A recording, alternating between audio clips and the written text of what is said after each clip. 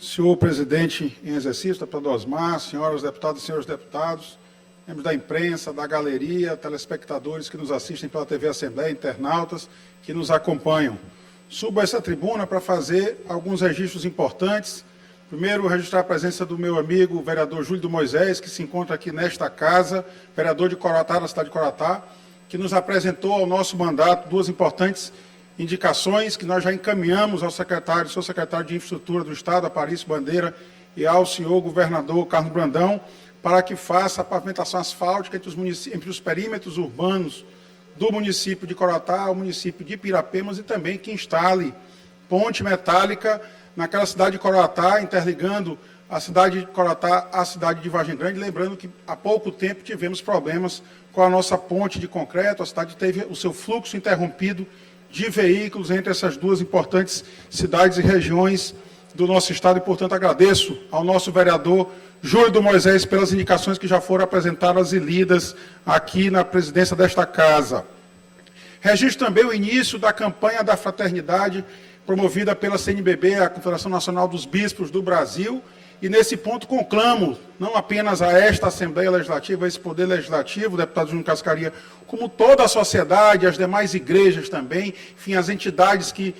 se preocupam com o caráter social dessas ações, porque nós ainda enfrentamos no Brasil, apesar de muitas negações, o problema da fome. A fome ainda assola o nosso país, ainda assola o nosso Nordeste, deputado Osmar, e também o nosso estado do Maranhão, e por isso eu me congratulo com a Igreja Católica, com a CNBB, por lançar essa campanha, mas que essa campanha não se limite apenas à Igreja Católica, e sim que seja encampada por toda a sociedade nesse período da Quaresma. Registro também, ontem foi divulgado novos números no que diz respeito à renda per capita do Brasil e também de todos os estados. O Maranhão ainda não está em posição, digamos que nos encham de orgulho, mas nós avançamos muito nos últimos anos, bem acima da média nacional, apesar de todos os erros, todos os equívocos por parte do governo federal, e eu parabenizo, congratulo muito o ex-governador Flávio Dino, hoje ministro de Estado da Justiça e Segurança Pública, ao governar este estado do Maranhão durante 7 anos, e também o senhor governador atual, reeleito, o governador Carlos Brandão, por permitir que o Estado avançasse muito nessa temática. Para efeitos comparatórios, a renda per capita em 2014 no nosso estado do Maranhão era de apenas R$ 461. E hoje nós temos em 2022 a renda per capita de R$ 814 em 2022, um acréscimo de 76%, deputado Eric Costa, no que diz respeito ao avanço da renda per capita do nosso estado do Maranhão. Crescimento bem superior ao que aconteceu no Brasil, que revela o acerto das políticas públicas aqui em nosso estado. Deputada Daniela, agradeço a Vossa Excelência por representar esta casa na manhã de hoje, já está aqui presente na sessão plenária. Ou seja, enquanto o Brasil cresceu apenas 54%, o estado do Maranhão, nos últimos 8 anos, cresceu 76%, que decorre exatamente do acerto da política local, apesar dos erros do governo federal. Basta ver que foi feito um investimento nos últimos 8 exercícios financeiros, de 2015 até 2022, pelos governos Flávio Dino e Carlos Brandão, 13 bilhões de reais empenhados para investimentos na nossa capital, gerando emprego e renda para a nossa população, gerando números positivos no CAGED. Somente ano passado tivemos um saldo positivo de 40 mil empregos no cadastro geral de empregos e empregados e desempregados do Brasil, um cadastro feito pelo governo federal, mostrando mais uma vez o acerto da política feita aqui em nosso estado, apesar dos muitos erros do governo federal no que diz respeito à condução da nossa política econômica. A gente sabe que o Estado não possui, o Estado enquanto ente federado, não possui as condições necessárias para manter a economia local, dependendo sempre do governo federal, que é o verdadeiro comandante da política econômica. Mas agora a gente sabe também que houve aqui no nosso estado um decréscimo muito grande das ações políticas do governo federal, como, por exemplo, o programa Minha Casa Minha Vida, que não só foi pintado de verde e amarelo para inviabilizar o aproveitamento da política anterior iniciada pelo governo Lula e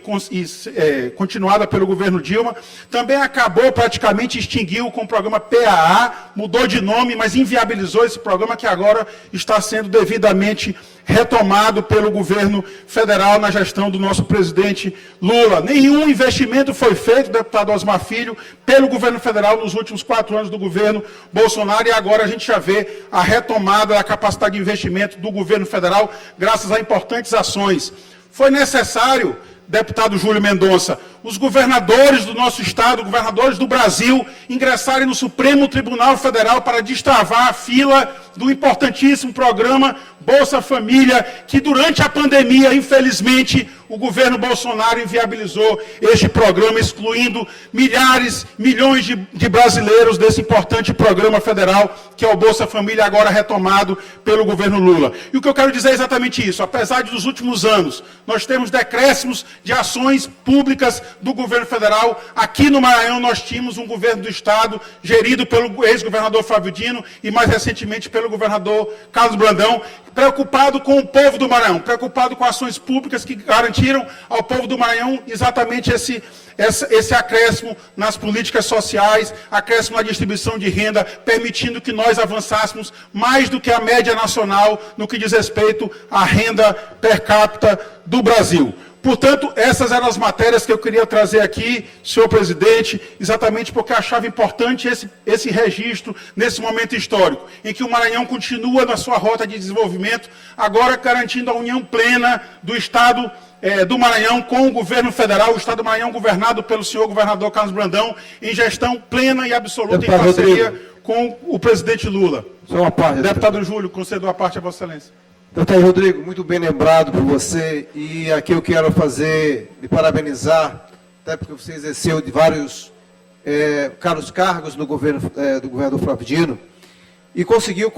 entender e conceber e ajudar muito, né, nesse acerto que foi a decisão do governador Flávio Dino de priorizar os mais pobres.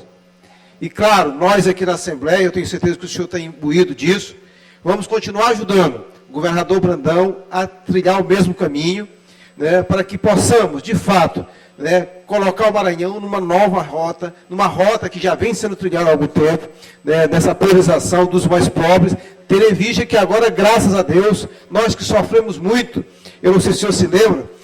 na época do governador Flávio Dino, nós não tínhamos nem o que fazer mais em Brasília, tendo em vista que nem recebido não éramos mais. Mas agora, eu espero que os novos secretários tenham mais sorte do que nós, né, o nosso secretário do governo Brandão, né, e possam, de fato, fazer essa interlocução com o governo federal, com certeza o governo Lula vai fazer. Então, parabéns pela sua fala, parabéns pela lembrança, e vamos continuar juntos, unidos, né, para ajudar o governador Carlos Brandão. Eu agradeço a parte de Vossa Excelência, deputado Júlio Mendonça. De fato, foi a preocupação presente durante todo o governo Flávio Dino e continua sendo a preocupação presente do governo Carlos Brandão, que deu continuidade às ações políticas públicas iniciadas no governo Flávio Dino, inclusive, por exemplo, restaurantes populares, o nosso Procaf, que continua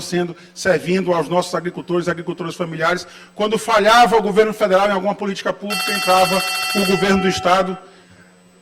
Presidente, Vossa Excelência dá disponível do resto do tempo do bloco, 3 minutos. Constando que o deputado Rafael declinou do tempo, eu vou me estender um pouco mais, já haveria mais 8 minutos a falar. Portanto, deputado Júlio, é exatamente a esperança que me traz a essa tribuna